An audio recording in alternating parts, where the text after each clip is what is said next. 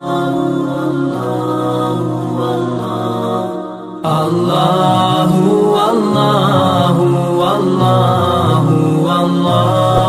Allahu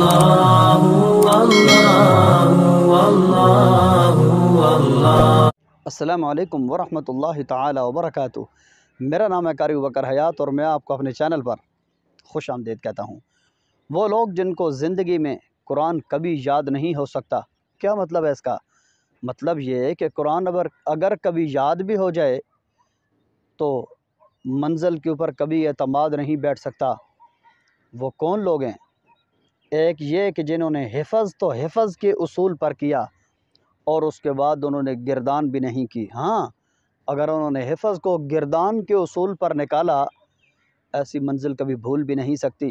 بعض مدرسوں کا اصول ہے کہ آدھا قرآن نکلنے کے بعد منزل کو بند کر دیتے ہیں، سبق اور سب کی جاری رہتی ہے، اور اس کے بعد طالب علم کو گردان کروائی جاتی ہے۔ گردان کرنا قرآن کو مضبوط کرنے کا سب سے بڑا ذریعہ ہوا کرتا ہے۔ لیکن اگر آپ نے سبق اور سب کی 15 پاروں تک جاری رکھی، اس کے بعد منزل بند کر دی، یاد رکھیے یہ حفظ آپ کو دوبارہ کرنا پڑے گا۔ منزل ہمیشہ بند ہوتی ہے 25 پاروں کے بعد یا 28 پاروں کے بعد۔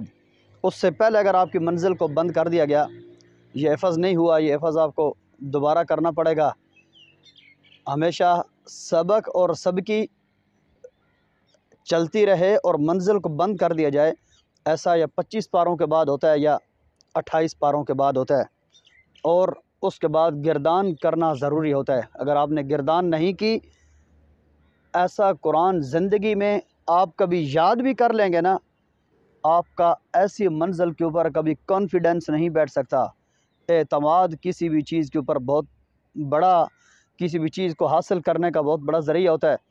اگر آپ ایک چیز کے ماہر بن چکے ہیں، آپ اس چیز کے شاہ سوار اور میدان کے بہت بہترین کھلاڑی بن چکے ہیں، لیکن اگر آپ کا کانفیڈنس نہیں ہے، آپ کا اعتماد نہیں ہے اس کے اوپر، کسی بھی میدان کے ہارے ہوئے پہلوان کہلائیں گے، اور اس چیز کے ذریعے سے آپ بہت بڑا کوئی دھوکہ کھا سکتے ہیں۔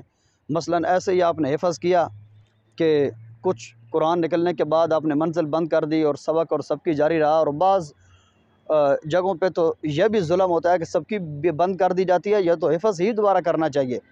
لیکن اگر سبق اور سب کی جاری رہی اور منزل کو 28 پاروں کے بعد اور 25 پاروں کے بعد اگر بند کر دیا گیا، تو یاد رکھیے اس کے بعد گردان کرنا بہت ضروری ہے۔ ورنہ آپ کسی جگہ پہ بھی کھڑے ہو کے چیلنج کے ساتھ اگر آپ کہیں گے نا مجھے قرآن یاد ہے، اور آپ کا کانفیڈنس نہیں ہے اور آپ نے حفظ اس اصول کے مطابق کیا ہے جیسے میں نے بتایا، تو یاد رکھیے یہ چیلنج آپ کو دھوکے میں بھی مار سکتا ہے۔ لیکن اگر آپ نے حفظ گردان کے اصول پر کیا، مطلب کیا؟ مطلب یہ، اور ایسا حفظ جیسے میں نے بتایا منزل کو بند کر دیا گیا 15 پاروں کے بعد، اور سبق اور سبکی کو جاری رکھا گیا، تو ایسا حفظ ہونے کے فوراً بعد بھی یاد کوئی نہیں ہوتا۔ لیکن اگر گردان کے اصول پر کیا، سبق معمول کے مطابق جاری رہا، اس کے بعد سب کی 1 سپارہ اور منزل 3 پارے، حفظ کے دوران ہی ایسا کیا گیا اور آپ 30 پاروں تک ایسے چلے، ایسے قرآن کے بعد گردان ہونا ضروری نہیں ہوتی۔ یہ قرآن آپ کو حفظ کے دوران ہی بہت اچھا یاد ہو جائے گا۔ اگر آپ نے حفظ کے اصول پر کیا اور اس کے بعد گردان نہیں کی، تو یہ قرآن کبھی بھی آپ کو یاد نہیں ہو سکتا۔ حفظ گردان کے اصول پر کیا تو یہ قرآن کبھی بھی آپ کو بھول نہیں سکتا۔ آپ کی زندگی میں ایسے بہت زیادہ لوگ موجود ہوں گے جنہوں نے حفظ کے اصول پر کیا اور اس کے بعد گردان نہیں کی، منزل تو یاد ہے، لیکن رمضان المبارک کے اندر قرآن کو ایسے رگڑے لگا رہے ہوتے ہیں، ایسے رٹے مار رہے ہوتے ہیں جس طرح حفظ ہی نئے سرے سے کر رہے ہیں۔ میری زندگی میں ایسے لوگ موجود ہیں جنہوں نے حفظ کے اصول پر کیا اور گردان نہیں کی، ہر رمضان کے اندر قرآن سناتے ہیں اور سر پکڑ کے سارا دن قرآن کو رٹے لگاتے ہیں، اور رمضان کا مہینہ ان کے لیے انتہائی مشکل ثابت ہوتا ہے۔ تو اگر آپ نے بھی حفظ اس طرح کیا ہے تو گردان کر لیں، زندگی میں بہت سہولت ہو جائے گی۔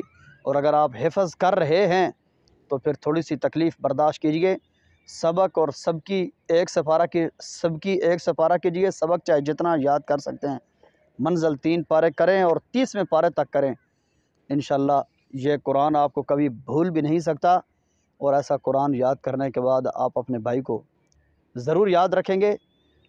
آپ کی دعاؤں کا خصوصی طلبگار آپ کا بھائی قاری ابوبکر حیات۔ السلام علیکم ورحمۃ اللہ وبرکاتہ۔ اللہ حافظ۔